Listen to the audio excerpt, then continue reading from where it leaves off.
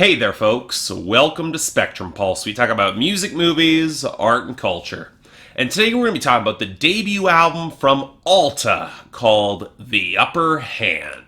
So, do any of you remember that rap rock debut album, Boy Thursday, that I reviewed a few weeks ago from that group Knives, that I thought was decent but didn't really rise above its inspirations and ultimately just really wasn't for me? Well, I'm assuming the majority of you didn't remember that because that review got barely any traffic, and it was for an artist that I only really covered thanks to Patreon. He's pretty underground. And in that review, I also mentioned that the rapper behind it, Medeiros, also had a slightly more electronic-driven project called AllttA, and it was releasing their full-length debut this year. Well, guess what we're talking about today? Requested and voted on by that exact same patron. Look, in all due fairness, I'm happy you got a chance to talk about this project now. If you see what's coming up in April, it looks like we got a tsunami of new music, most of which looks to be pretty damn awesome. I'm really excited, and it probably would end up getting lost in the shuffle. And more than that, hip-hop has had a bit of a mixed year thus far. Sure, we got Run the Jewels and Quelle Chris, but beyond that, there hasn't been a lot of real quality that's crossed my plate that I've absolutely loved. So, okay, I was in the mood for some aggressive, smartly written bars. Even though I knew this would require a lot to unpack, Medeiros, he is a solid MC. So, okay, what did I find in The Upper Hand? Okay,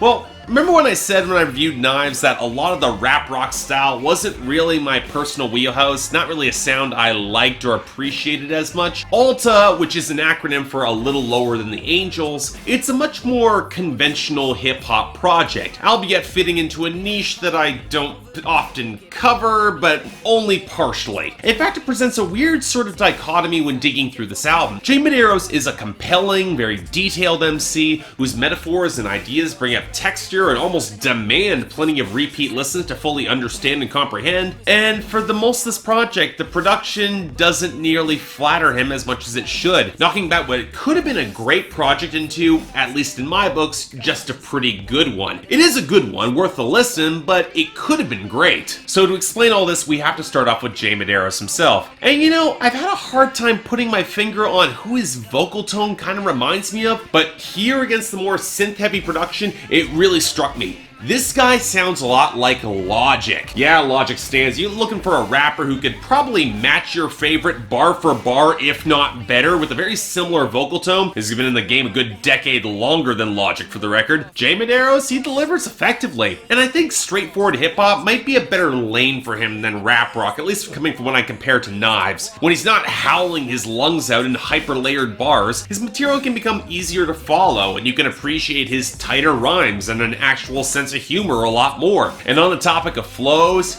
if you're gonna check out any song on this album, it should be Connery, because it's a sort of layered, ridiculously fast delivery that shows just how versatile and strong of an MC this guy is. He used to be a battle rapper, and I kind of believe it. And yet what caught me off guard was the fact that Medeiros was willing to get more introspective and straightforward on this album, a little bit more open, pull the audience in a little bit more. From the working class come up a bucket to questions of his place in hip-hop on AllttA and Kinsmen, to even songs about expecting and having a baby boy on Baby and Touchdown Part 2. And the fact that he does get a little bit more expressive in his vocal delivery here, that's a step in the right direction. I actually like him a little bit more as an MC because of that. Now, that's not saying the more coded punchlines and bars didn't go away, because Medeiros is still the sort of MC where it's gonna demand a lot of repeated listens, making peace with the idea of death on Calling Crows, less hatred but a mingled sense of bemusement and almost pity for the mainstream music industry on that good ship and Million Dreams, especially as he's now faced with the idea that his own personal hustle might demand higher dividends to pay for that infant son in his life, and in literally carrying over some lines from really the best song on Boy Thursday and giving a song the same title, Holy Toast becomes not just a song about society's embrace of authoritarian religion, but also a refocus on how a divine message can actually work work on a smaller, more personal, more introspective level,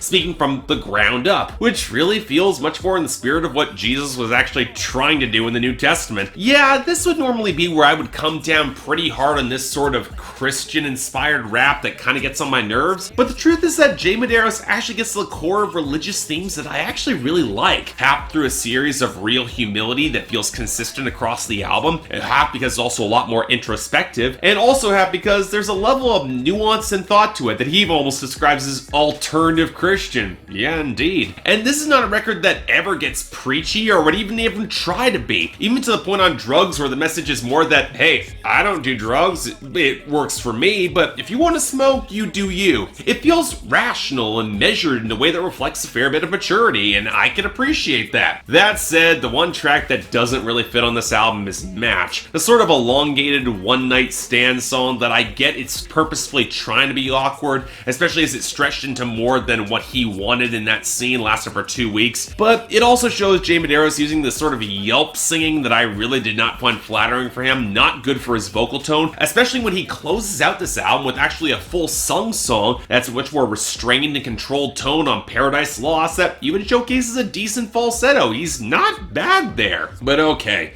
For as much as I praise this album, where do things kind of go off the rails? Well, yeah, as I said, it's in the production. It's not so much that things are going off the rails as it is that some of these production choices are clashing with him in weird ways. I wasn't hugely familiar with 20 Styles' work as a producer before checking out this release, and I won't deny what we got here is varied and interesting to say the least. Warping synths, beats that either skitter unevenly or fall into blocky chunks, the occasional bit of sizzle from a guitar or thicker bass guitar, a few flute segments on Calling Crows and Kinsmen, and a fair few vocal samples and pitch-shifted segments that are often used to flesh out the few hooks that we get. This album really could have used some sharper melodic hooks to really drive things going, keep the momentum. And here's the thing, I question whether Jay Medeiros' voice was great for the howling rap rock of Knives, but that might have been more of his delivery. Now with him showing off more versatility, I'm left looking at the production that doesn't often feel in the same ballpark. It feels a lot younger than him, if that makes any sense. And this goes beyond lacking a deeper sense of texture and grit. That actually does show up occasionally on the bluesy stomp of Bucket or the sizzling undercurrent of Turn Around, or the weird blend of an Indian-inspired melody with a modern soul sample that clicked amazingly well on Baby. But it often feels like this sort of misshapen, blocky, kind of off-kilter production would serve an MC who isn't as relentlessly aggressive or complex with his bars,